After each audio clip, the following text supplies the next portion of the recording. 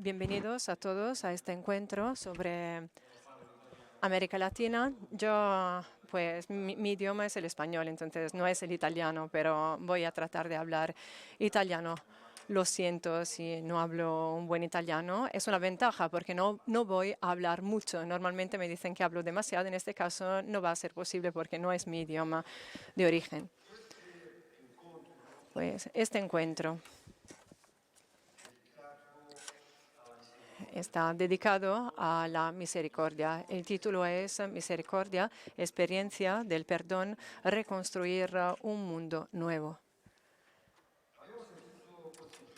Durante estos días hemos escuchado aquí en el meeting que el corazón del misterio es misericordia, es el perdón. Pues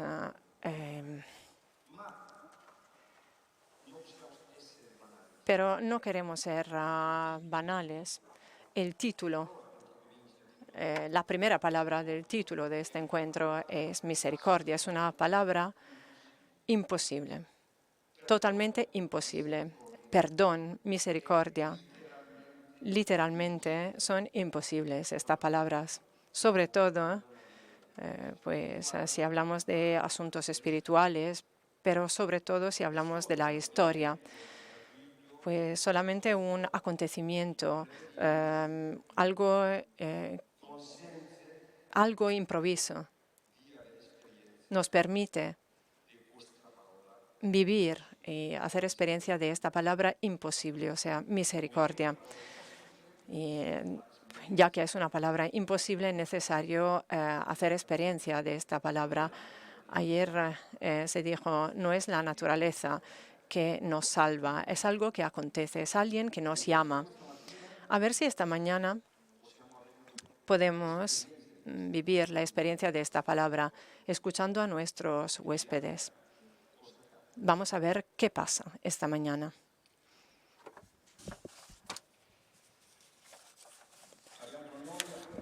¿Quién está con nosotros? Está Germán García Bellutini, presidente del Banco Venezolano de Crédito. Es un hombre con muchísima experiencia empresarial, de banco. Germán está con nosotros y pues Germán de Venezuela. Es de Venezuela y nos va a contar su experiencia. Y luego Oliverio González, empresario de México. Pues bien, empezamos hablando de América Latina. ¿Cuál es la situación? América Latina tiene un problema muy grande, o sea, violencia, la violencia. Ahora vamos a ver un vídeo para entender más, para entender cuál es la situación normal de muchas personas en Caracas, en México, DF, en América Latina. Os aviso que el vídeo va a ser muy fuerte. Empezamos con el vídeo.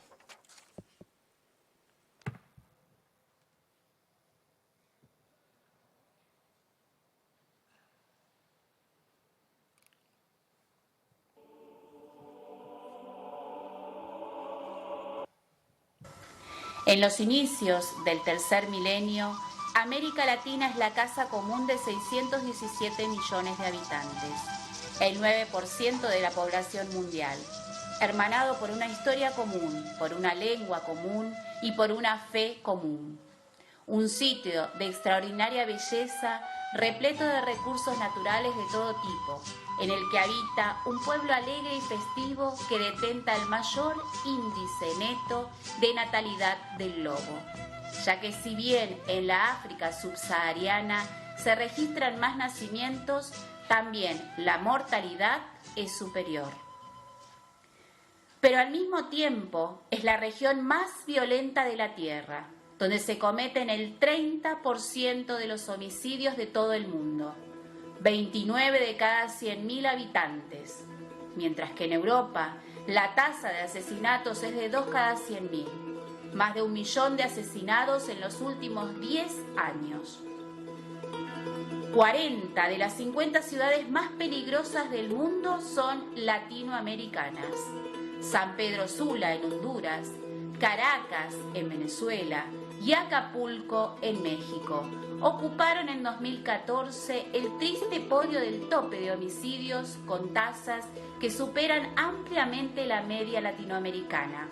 171, 116 y 104 homicidios cada 100.000 habitantes respectivamente, según la revista Forbes.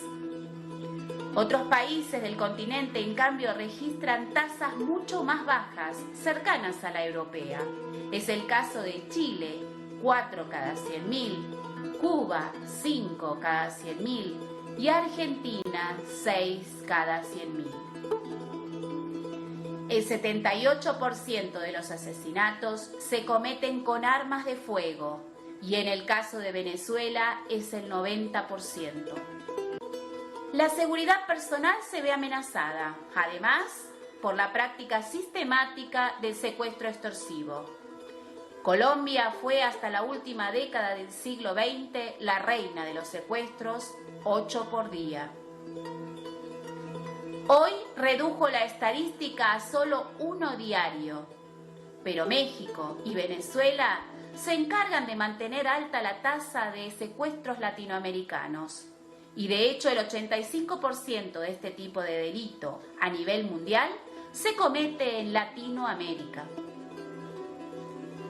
Son miles de millones de dólares los que se pagan anualmente en rescates y existen pólizas de seguro al efecto en los países más castigados por este flagelo. Muchas personas secuestradas terminan asesinadas por sus captores, se pague rescate o no. México es actualmente el país con mayor cantidad de secuestros en el mundo, por delante de Irak.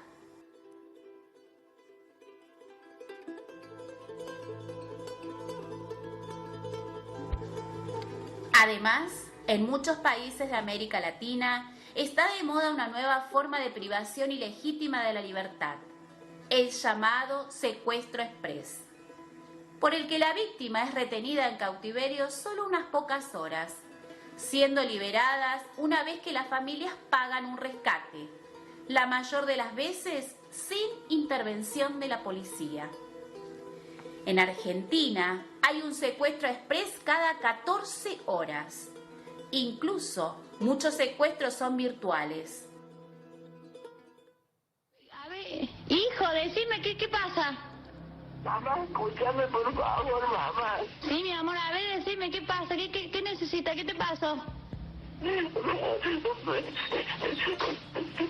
Llamados telefónicos efectuados desde la cárcel en horas de la madrugada, cuando muchos adolescentes y jóvenes no están en su casa y mediante el engaño y aprovechándose de la inexperiencia de los padres, los delincuentes obtienen un jugoso botín a cambio del rescate inexistente del joven, que, entre tanto, baila en la discoteca y no escucha la llamada desesperada de su familia al celular. ¿Cómo se explica el problema en términos entendibles? Usualmente se busca la causa de la violencia en la pobreza. El boom económico latinoamericano de la última década lo desmiente. Mientras el Producto Bruto promedio aumentó un 5% en forma sostenida y 70 millones de latinoamericanos salieron de la miseria y 50 millones dejaron de ser pobres para incorporarse a la clase media, los homicidios aumentaron un 11% y los robos el 302%. Es que no siempre el ascenso social se apoya en una mayor educación y en la superación personal. En los países del continente gobernado por líderes populistas, grandes masas de población vive de la ayuda social del Estado, sin trabajar y sin educarse, con las necesidades más básicas apenas satisfechas y todo el tiempo libre dando lugar a los vicios, la vida fácil y la codicia. El narcotráfico explica buena parte del asunto. América Latina produce el 90% de la cocaína que se comercializa en el mundo, mayormente consumida en los Estados Unidos. Se trata de redes criminales extensas y capilarmente diseminadas en el territorio. Los dealers de la droga están presentes en todo tipo de vecindario, sin distinción de clase social y según los datos del barómetro ya citado, más de la mitad de la población latinoamericana conoce en forma directa o indirecta los puntos de ventas de sustancias prohibidas en su barrio. 65% en el caso de Brasil, 58% en Costa Rica, 51% en Argentina, 48% en Chile. La impunidad completa el cuadro. La ausencia del Estado en materia de justicia es evidente.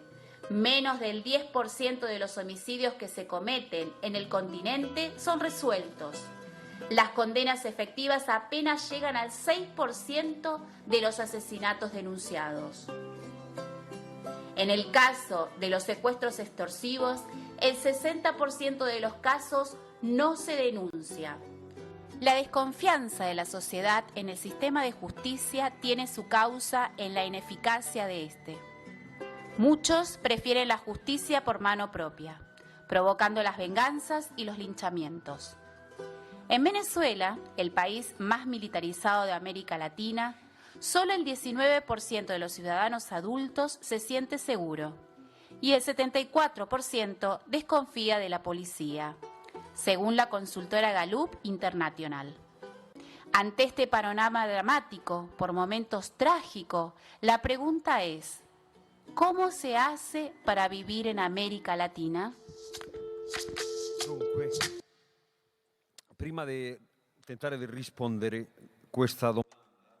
Entonces, antes de todo, pues, hemos visto en general lo que se sufre, pero ahora podemos tocar con mano esta violencia, cómo afecta a las personas. Germán. Gracias al meeting de Rimini por habernos invitado y en especial muchas gracias a ustedes, todos los presentes, por estar aquí compartiendo con nosotros la experiencia que nosotros hemos tenido. En primer lugar, yo quisiera pedirles a todos un favor como ciudadanos básicamente europeos e italianos en particular. Estos 2 días que he estado aquí en el meeting, he tenido la oportunidad de varias conferencias y todas las conferencias ven a Italia y ven al Oriente, Irak, Siria, algo de África, pero definitivamente han vuelto sus ojos hacia el mundo musulmán. Después de la Segunda Guerra Mundial, Italia, España y Portugal voltearon hacia América Latina y fueron grandes inmigrantes y grandes forjadores del país. Yo le pido a ustedes que vuelvan esa mirada y vean lo que hemos tenido en el video para que se den cuenta de que vivimos nosotros los latinoamericanos en unos países mucho más violentos casi que del Oriente Medio. Mi historia es la historia de un secuestro. Yo he sido banquero durante 35 años. Soy presidente de un banco pequeño venezolano, pero con mucha tradición, que este año estamos cumpliendo 90 años. Y durante los últimos 18 años he sido director y vicepresidente de un sistema de escuelas de los padres jesuitas llamado Fe y Alegría, que nació en Venezuela y cumple este año 60 años, pero está en toda América Latina. El 25 de febrero del año 2009, saliendo yo de mi oficina, manejando mi carro, fui interceptado antes de entrar en la autopista por unos comandos en 3 carros que estaban uniformados de policía. No que fueran policías, sino estaban uniformados de policía. Trancaron mi carro y con armas largas me sacaron de mi carro y me introdujeron en un carro de ellos e inmediatamente me inyectaron y perdí el sentido en segundos. Eso ha llamado a decir a los expertos que nos ayudaron en el caso que el mío fue un secuestro de alta tecnología. Me encontré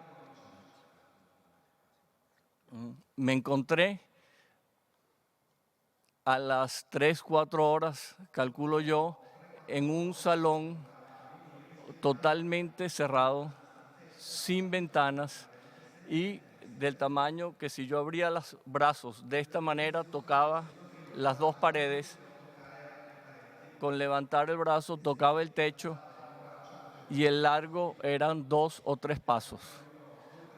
Solo había un colchón y una lista de instrucciones que decían: nunca nadie hablará con usted. Si usted se pone violento, será penado, será castigado. En ese cuarto, lo único que había era en cada esquina unas cámaras de video que permanentemente grababan todo lo que yo hacía en ese pequeño lugar y 2 parlantes de música que durante los 11 meses que estuve secuestrado había música durante el día muy, muy fuerte y durante la noche un poco más suave. Lo peor de la música no era la música en sí, sino que la misma música se repetía día a día, día a día. El lugar no tenía aseo, no tenía cama, solo un pequeño colchón. Para el aseo, por una pequeña puerta, introducían un tobo. Para la limpieza, otro tobo con algo de agua y punto. No había absolutamente más nada. Durante esos 11 meses yo no vi la luz del sol, yo no hablé con ninguna persona y ninguna persona habló conmigo. En materia de alimentación, al principio eran 3 comidas, luego de 5 meses redujeron a 2 comidas y usualmente el desayuno era pasta fría, sin salsa y sin queso. Era poca cantidad. Yo perdí 16 kilos y los médicos al salir me diagnosticaron una severa desnutrición en mi persona. Inmediatamente adentro yo tenía una libreta donde podía escribir y responder los escritos que me enviaban los secuestradores. Los escritos de los secuestradores eran perfectamente redactados. No había un solo error de ortografía. Traté de fijarme en errores de redacción, no, perfectamente hechos, lo que lleva también a los expertos que estudiaron mi caso que debería haber sido una combinación de la organización española ETA junto a la guerrilla colombiana. ¿Por qué? Porque la ETA tiene experiencia en el secuestro urbano y esto fue un secuestro urbano que incluso cuando la luz, que se va mucho en Caracas, se prendía una planta eléctrica y yo permanentemente oía las sirenas, de manera que debíamos estar cerca de un hospital, de una estación de bomberos o de policía.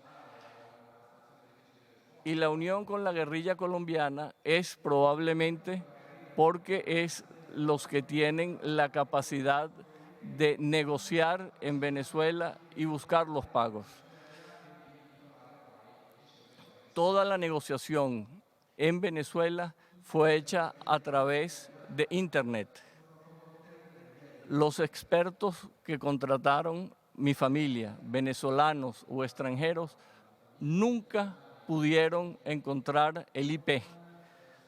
Unos salían de España, otros salían de otros lugares, pero nunca lograron llegar a esa ubicación.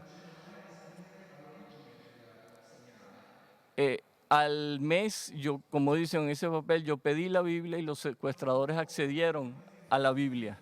Me entregaron la Biblia y allí comenzó una lectura profunda de tanto el Antiguo como el Nuevo Testamento. Porque uno siempre reza y uno siempre habla a Dios y uno siempre reza y habla a la Virgen. Pero realmente nunca oímos a Dios y a la Virgen. Y cuando uno lee los textos del Antiguo Testamento o del Nuevo Testamento, uno sencillamente oye la palabra de Dios. Y esa palabra es la que de inmediato comenzó a acompañarme durante esos 11 meses de total aislamiento. Es increíble, pero muchas veces llegué a sentirme confortado, llegué a sentirme feliz, pero con remordimiento. Feliz porque sentía la compañía, con remordimiento porque pensaba en mi esposa y en mis hijos que estaban afuera y sufrían y no sabían cómo yo podía estar. Una sensación muy, muy difícil de manejar internamente en esa prisión. Esa Biblia me fue eliminada a los 6 meses del secuestro, porque las condiciones de secuestro se endurecieron muy, muy fuerte. El colchón que tenía fue eliminado, de manera que tuve que dormir allí. Y desde el mes de septiembre hasta finales del mes de diciembre, no tuve absolutamente nada sino mi pensamiento. Yo me sentía solo con mi pensamiento, pero a la vez me sentía acompañado de Dios, acompañado de la Virgen. Y eso me dio internamente la libertad, porque la libertad no es estar encerrado en 4 paredes, la libertad no es estar en una prisión, la libertad es tener la dignidad de que nadie ni nada puede cambiar lo que uno piensa, nadie ni nada puede cambiar la actitud que uno recibe.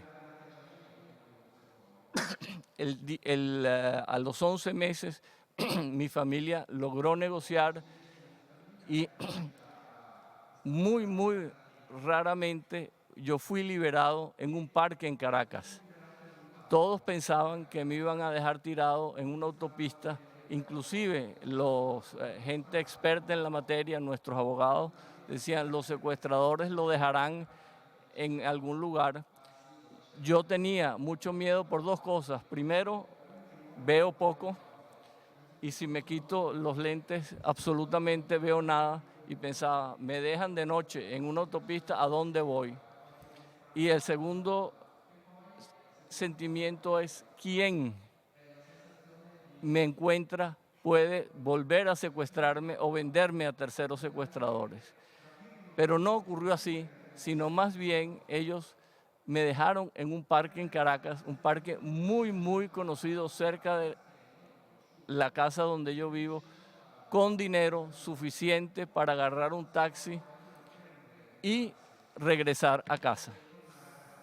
Gracias, grazie Germán.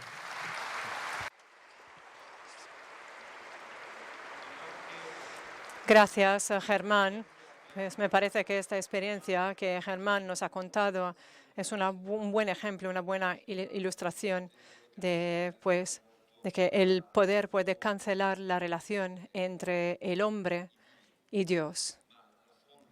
Pero la fuente de la libertad es tutear al misterio en cada circunstancia, también en estas circunstancias muy especiales. Y ahora dejamos la palabra a Olivero, que nos contará su experiencia de violencia. Buen día a todos.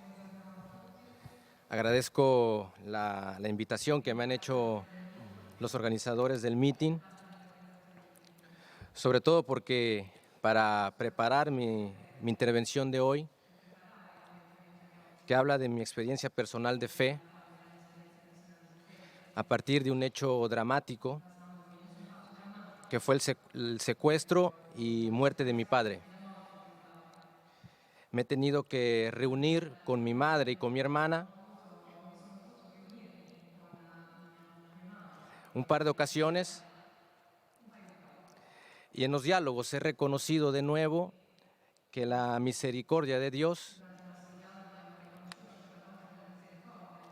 es única e infinita, y que la experiencia del perdón solo puede venir del encuentro con Cristo resucitado.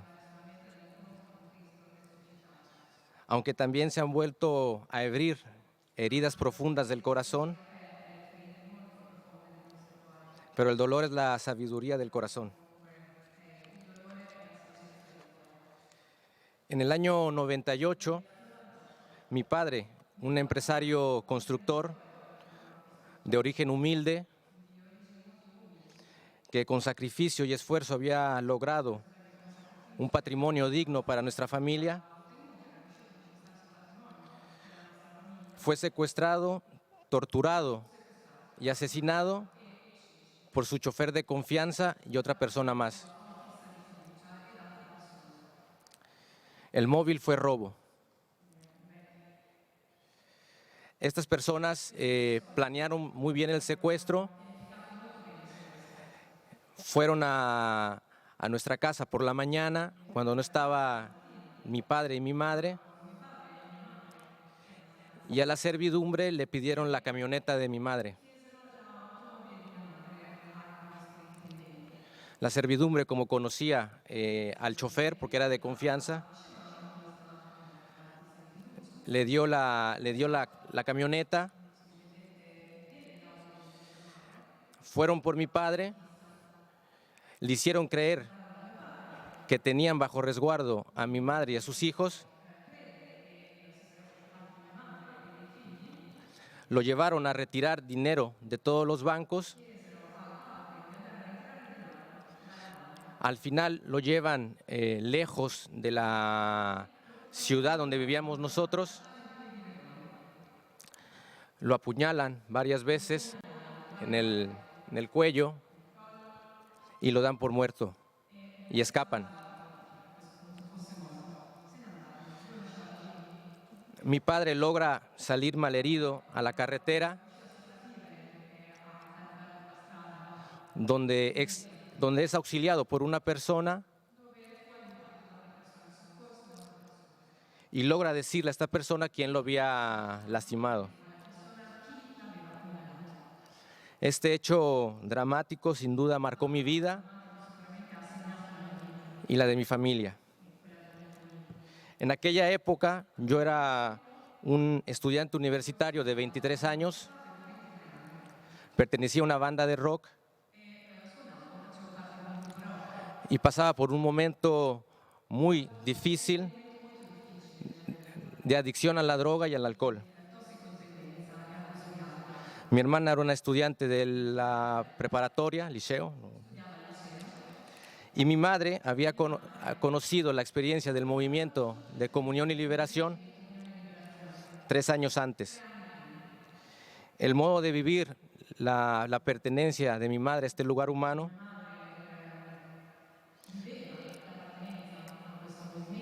y su determinación para seguir con sencillez fue decisiva para mi conversión. Grazie. Arriviamo.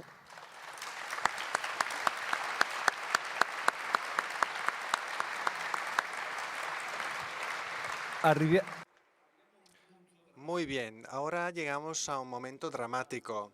Germán y Oliverio nos han contado cómo han sufrido por la violencia. Cuando uno sufre por la violencia, necesita una reparación. Y ellos ni siquiera han tenido la mínima reparación del Estado de Derecho. Pero el corazón no está hecho por la falta de justicia. Es que cuando sufre por una falta de justicia, busca justicia, busca una reparación, busca cierto tipo de satisfacción.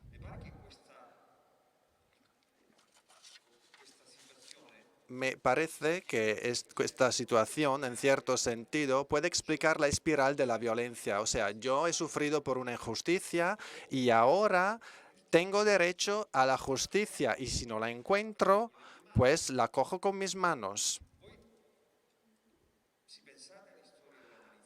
Si pensamos en la historia de la humanidad, se puede pensar en las historias de pueblos también que han sufrido por estas espirales. Los pueblos han sufrido injusticias y buscan su justicia.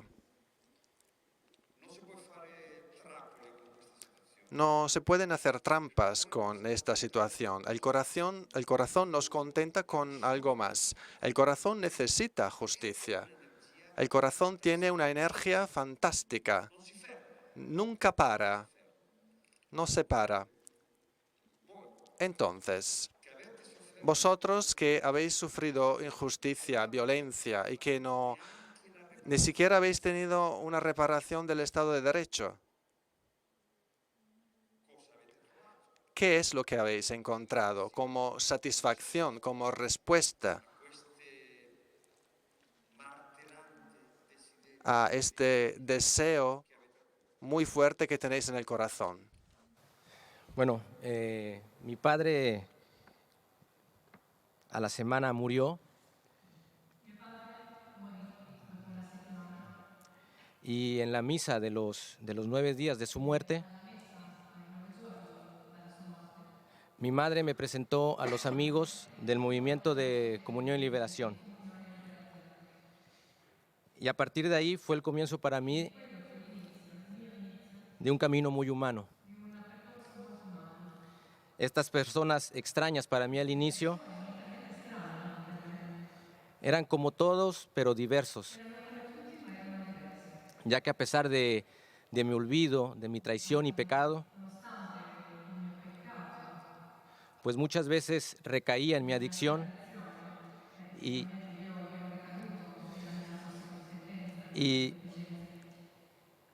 me alejaba o mentía para no verles. Pero estos amigos siempre estuvieron ahí con una paciencia,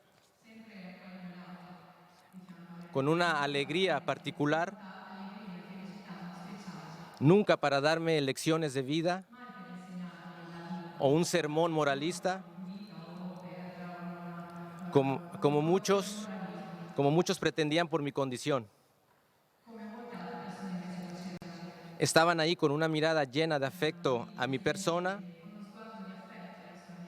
sin pedir nada a cambio, y esto empezó a generar en mí una curiosidad y preguntas. Hubo un hecho en particular donde yo pude experimentar el perdón.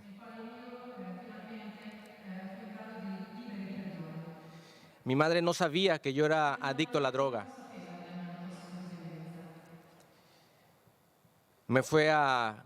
Meses después de la muerte de mi padre, me fue a visitar a la universidad. Y entrando a mi dormitorio, descubre que yo consumía drogas.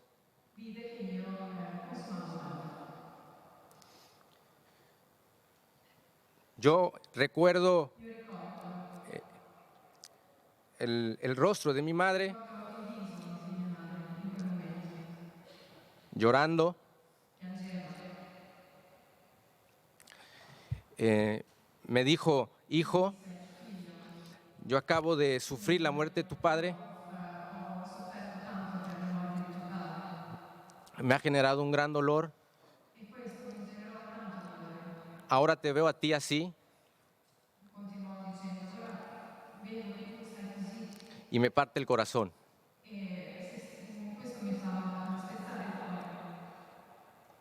Esto generó en mí un sentido de culpa grande y la necesidad de buscar a estos amigos. Estando con ellos, me ayudaron a entender que esta culpa no determinaba mi persona, que mi dignidad como persona estaba determinada por el amor de Dios.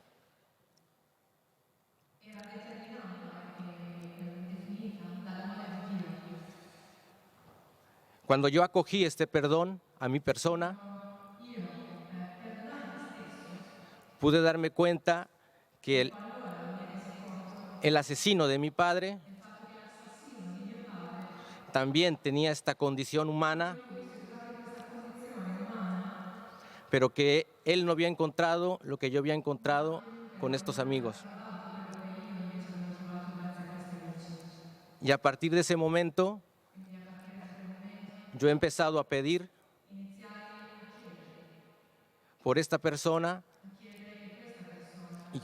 y porque él pudiera encontrar lo que yo he encontrado. Gracias.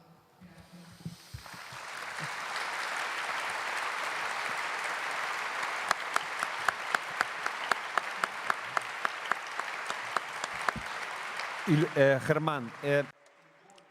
Germán, la cara de la madre de Olivero, esa mirada que le dijo, pues te quiero, te amo, tú eres muy importante para mí. Esa fue la ocasión para Olivero, la ocasión para encontrar satisfacción, para encontrar justicia, más allá de esa justicia que había buscado. En tu caso, ¿cuál fue tu experiencia de satisfacción? Mi experiencia la he buscado e inicialmente les digo, yo no soy psicólogo, no soy filósofo, no soy juez, no soy un experto en el comportamiento humano. Quizás lo único que yo puedo traer y explicar es el testimonio de lo que a mí me ha ocurrido. Y esa experiencia, quizás de la cara de la madre de Oliverio, yo la vi cuando leía en los pasajes del Evangelio los temas de la Anunciación de la Virgen, los temas de la presentación de Jesús en el templo por su madre, la pérdida del niño joven con los doctores de la ley y al final el acompañamiento que hizo María a su hijo hasta la crucifixión. Ese rostro de la Virgen me acompañó a mí y me dio una fe que, como dije anteriormente, es muy, muy difícil de explicar. Yo me sentía muchas veces loco porque no coordinaba estos pensamientos. Sin embargo, al salir leyendo algunos libros, le voy a leer dos pasajes muy cortos. Uno de Viktor Frankl en su obra El hombre en busca de sentido. Viktor Frankl estuvo cautivo en campos de concentración nazis, una situación bastante más dura de la que yo sufrí.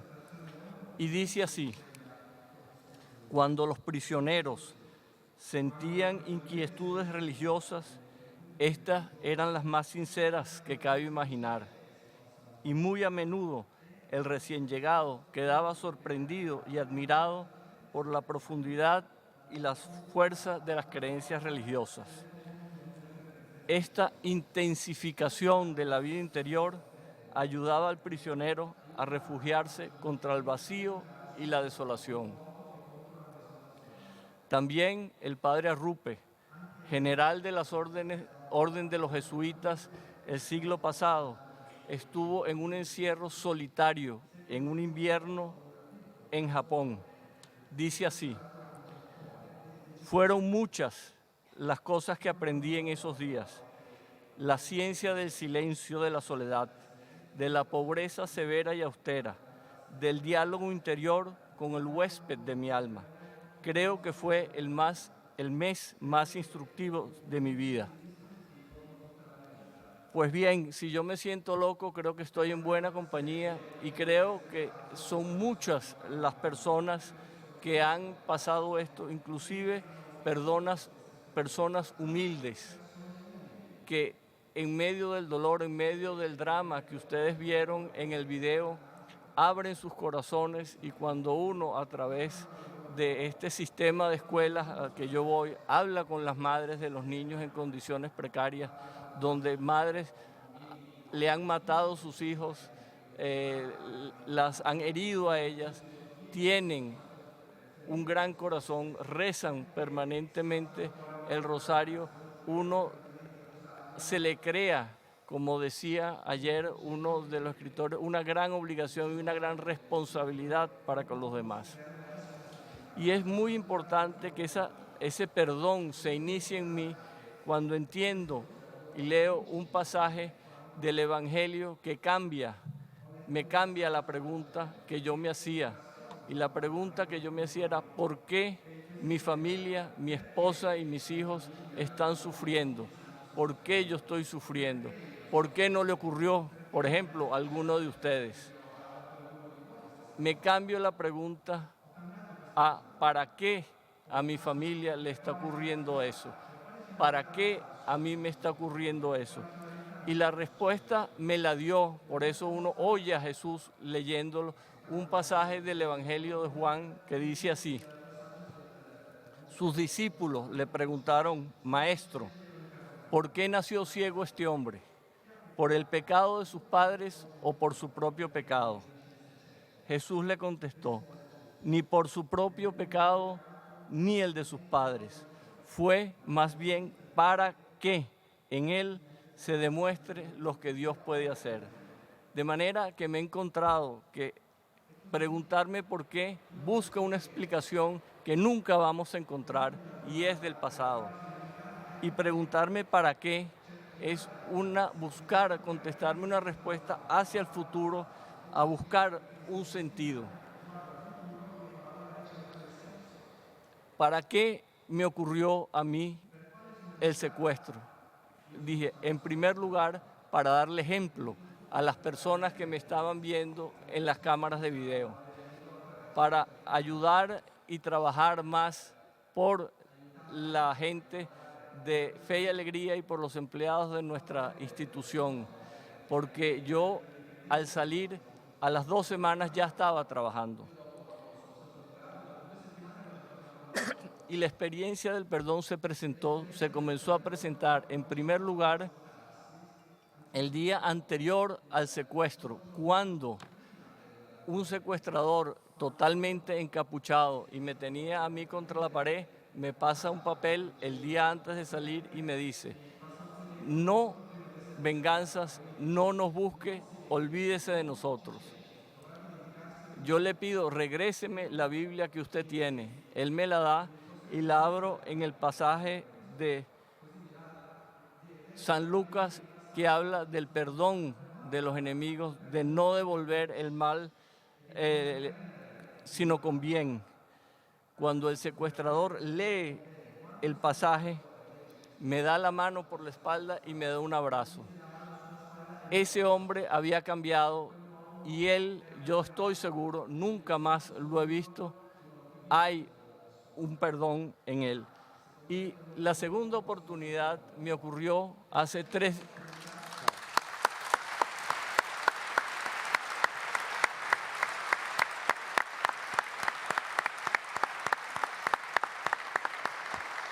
La segunda experiencia me ocurrió hace 3 días en la cárcel de Padova.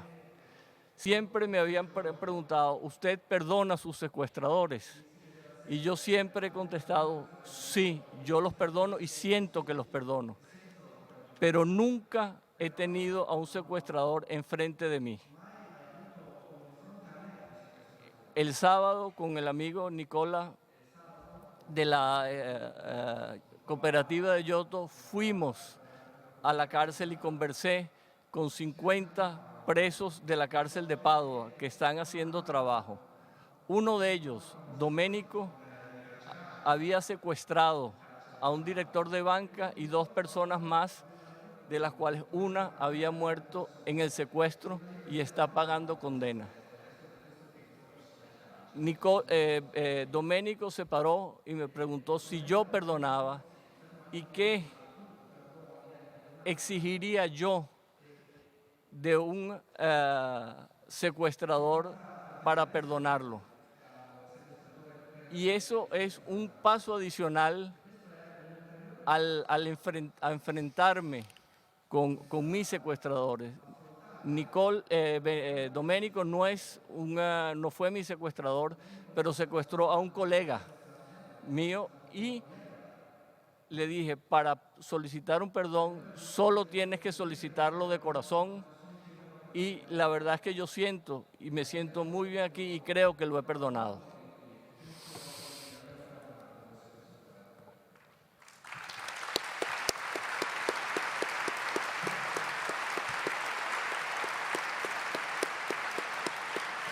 Me pare che quello che ha detto Germán Me parece que lo que acaba de decir Germán ahora mismo nos ayuda a entender un poco más lo que nos permite perdonar, lo que nos da la oportunidad de romper la serie de la violencia. Una cara, la cara de la mamá de Oliverio, la cara de la Virgen. Cuando llega una cara en la soledad de uno empieza a pensar de otra forma, a utilizar la razón de otra forma. Germán antes se preguntaba ¿por qué? El por qué en general, abstracto. Luego de sentir la cercanía de esta cara, el uso de la razón cambia. Y la pregunta no es un por qué en general. La pregunta, después de recibir ese abrazo, es ¿qué es el sentido de todo esto? Es ¿para qué? ¿Qué me estás pidiendo? Pues es totalmente diferente la forma de pensar que nos ha comentado Germán. Claro está que una cara nos permite utilizar la razón de otra forma. Bueno, después de escuchar estos relatos, estas cosas impresionantes, tengo otra pregunta. Esta experiencia vuestra puede ser también incluso una categoría histórica, puede ser una experiencia que uno tiene de forma privada, pero el perdón puede ser una categoría de construcción social, de respuesta, porque como hemos visto y escuchado, la violencia es aún más que la economía y los problemas políticos, el gran desafío para Latinoamérica.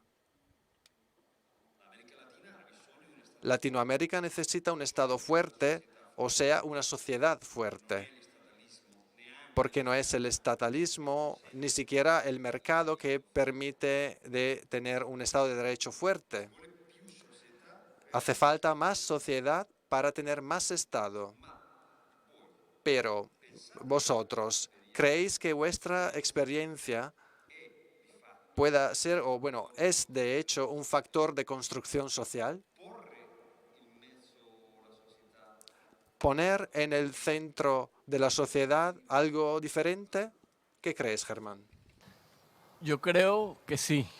No en el sentido de que ni Oliverio ni yo vamos a cambiar la sociedad, pero quizás lo importante es cambiar una persona, y una persona es más que ninguna.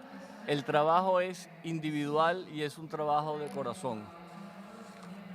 Cuando Fernando habla de las instituciones en América Latina, yo tengo aquí en un testimonio que he escrito el cierre a los 8 meses de haber sido liberado, el gobierno venezolano, el fiscal, cerró el caso. Y cerró el caso para olvidarse. No le importa el secuestro, no mío, sino no le importa el secuestro de nadie en Venezuela. Pero creo, y a veces es triste, pero es la realidad, aunque todos los debíamos hacerlo, es el shock y la experiencia de la violencia me dio a mí las fuerzas para trabajar más en un sistema de colegios fundado por el padre José María Velas, un padre jesuita. Como les dije al comienzo, tenemos 90 años trabajando en Venezuela y en toda América Latina. Y yo pienso que la educación es la forma por excelencia a disminuir la brecha socioeconómica y las injusticias a nivel mundial. Porque la educación nos va a enseñar a pensar, la educación nos va a dar dignidad y va a crear ciudadanos libres y ciudadanos fuertes.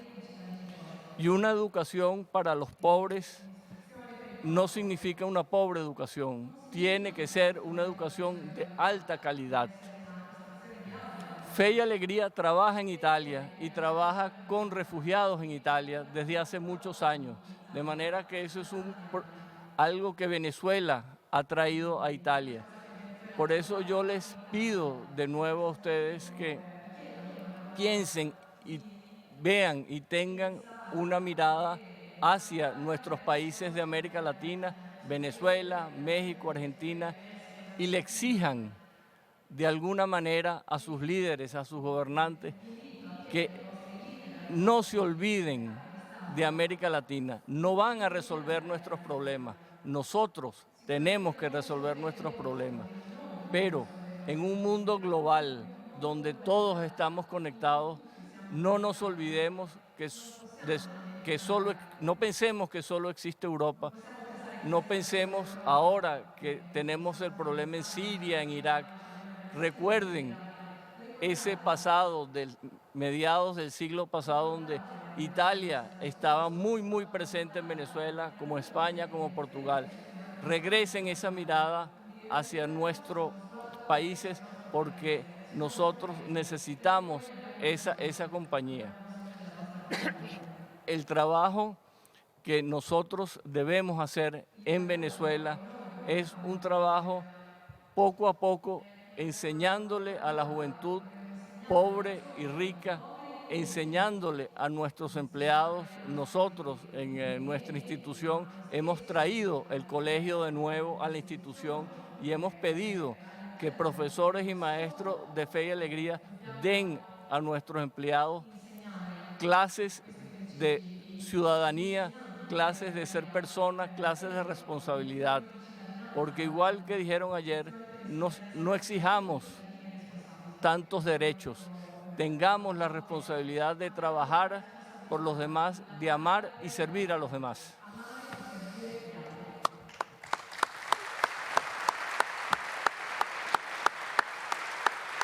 No lo ha dicho Germán, ma lo digo. Germán no lo ha dicho, pero lo digo yo. Germán no lo ha dicho, lo digo yo. Después de todo lo que sufrió, Germán no huyó de Venezuela. Muchos, todos, lo habrían hecho, habrían huido. Muchas personas huyen de Venezuela porque la situación es terrible.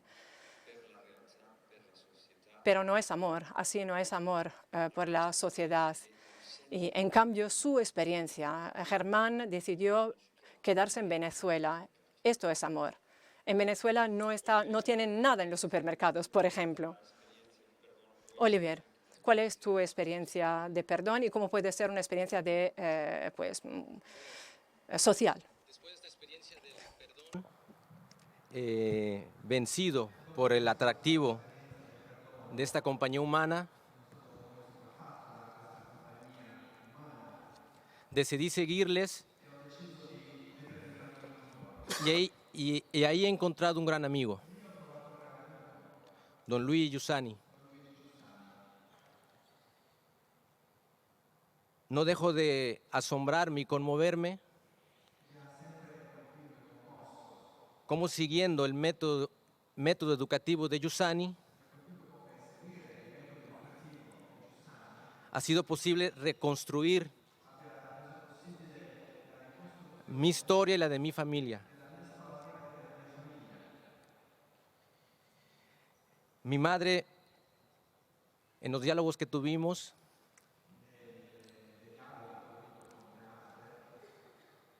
me ha dicho, después de la muerte de tu padre, de enterarme lo que te había sucedido a ti con las drogas, me he abandonado a mi fraternidad. Y ahí ha comenzado todo de nuevo para mí. Y explico por qué. Mi madre en esta depresión, en la fraternidad había una amiga suya que también había pasado una experiencia de abandono. Y para sobrevivir ella hacía comida. Los abuelos de mi madre habían tenido una panadería. En la fraternidad les dicen, ¿por qué no trabajan juntas? Entonces comienzan a trabajar en una pequeña cocina, haciendo comida para la comunidad. Y cuando regresaba yo de vacaciones, me daba cuenta que el trabajo le había devuelto la dignidad a mi madre. Y cada año que regresaba de vacaciones, empezaba a crecer esta pequeña empresa. De ser ellas dos que habían comenzado en esta pequeña cocina, en el paso del tiempo, hasta el día de hoy, es una empresa con 6 sucursales que le da trabajo a más de 200 personas.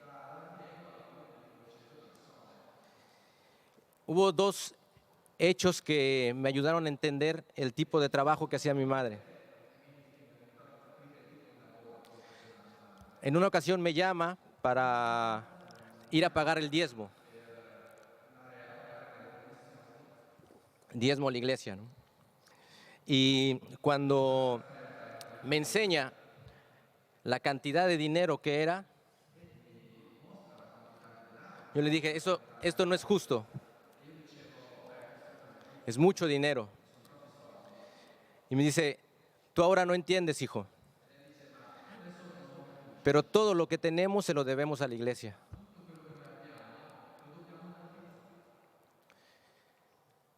El segundo hecho, me llama y me dice, acompáñame a una colonia popular. Una colonia que es muy difícil entrar por la violencia que hay.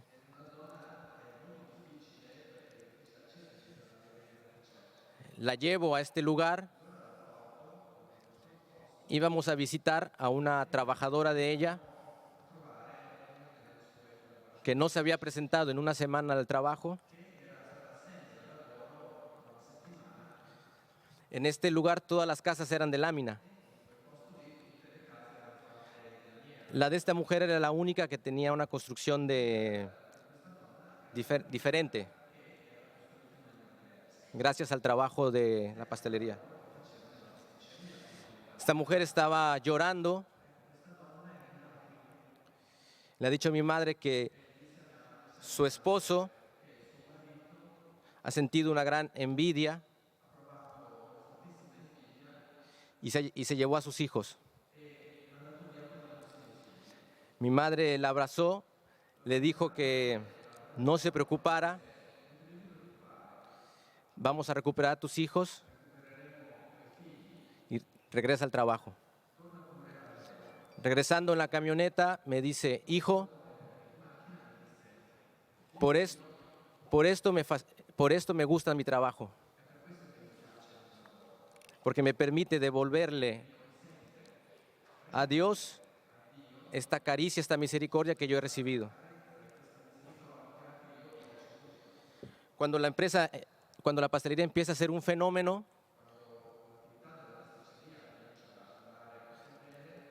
yo había salido de la carrera, tenía mi despacho de arquitectura,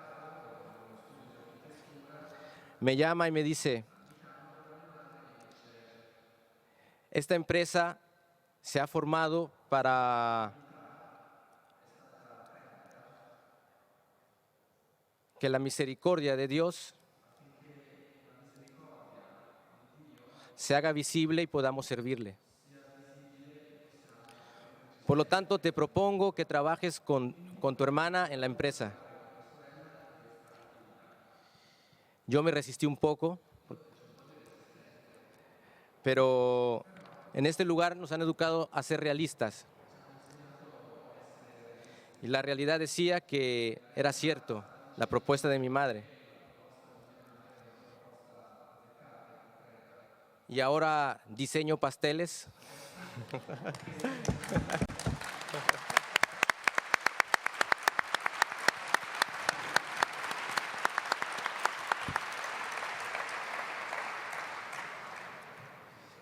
Después de 5 años de estar trabajando ahí,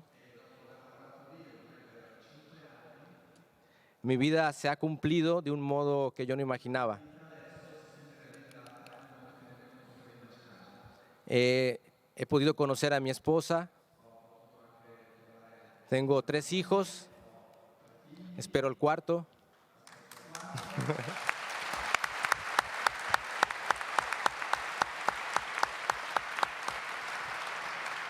Y Dios siempre cumple sus promesas, porque ha ido bien el negocio, me ha dado la oportunidad ahora de comprar un terreno y estoy construyendo un pequeño edificio para departamentos. He vuelto a diseñar, he vuelto al trabajo de arquitecto. Y por eso estoy agradecido a don Giussani, porque me ha hecho ver que la construcción social inicia de persona a persona, sin importar su condición, y que para lo que el hombre es imposible, para él no lo es. Gracias.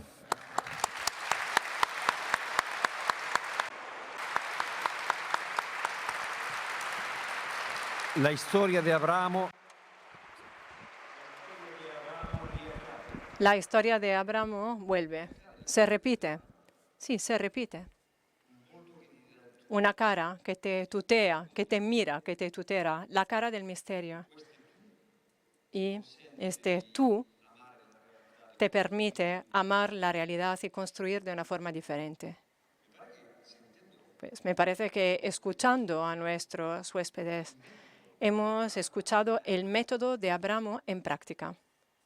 De Abraham en práctica. Ellos son una presencia diferente porque todo empezó con este método. Pues, considerando los desafíos de América Latina, esto puede parecer poco. ¿Es poco o es todo? Es una pregunta muy seria, muy difícil. La dejo abierta. Pero lo que hemos escuchado es suficiente, es todo. Pues vamos a concluir. Empezamos con la pregunta. Pero nosotros tenemos experiencia de esta palabra imposible, es decir, misericordia. Y después de escuchar estas ponencias, puedo decir que sí. Sí, existe. La misericordia está aquí, existe. Y la misericordia nos permite estar frente a la realidad en una posición diferente. Ayer Carrón dijo, pues la salveza no viene de la naturaleza, la salveza viene de un acontecimiento, de alguien que te llama. Y me parece que esta mañana hemos visto este método. Muchas gracias. Dos avisos para terminar.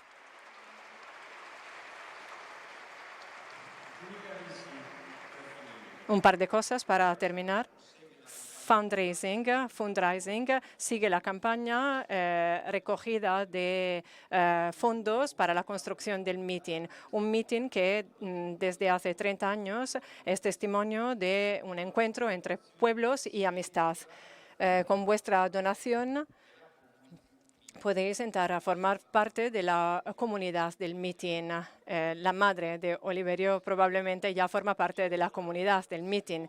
¿Dónde se puede donar? Pues se puede donar en diferentes puntos de la feria, en el pabellón sur C1 o A1 o el A3 y también en el pabellón C2, perdón, o en la página web del meeting que ya conocéis muy bien y que no recuerdo. Con vuestra donación vais a recibir la tarjeta de la Community Meeting, que os permitirá tener algunas ventajas, algunos beneficios para participar en varias actividades. Segundo, a la 1, el encuentro de la 1 lo van a proyectar también en estas pantallas. Entonces, si queréis quedaros aquí, podéis hacerlo porque podéis seguir el encuentro por la pantalla. Muchas gracias.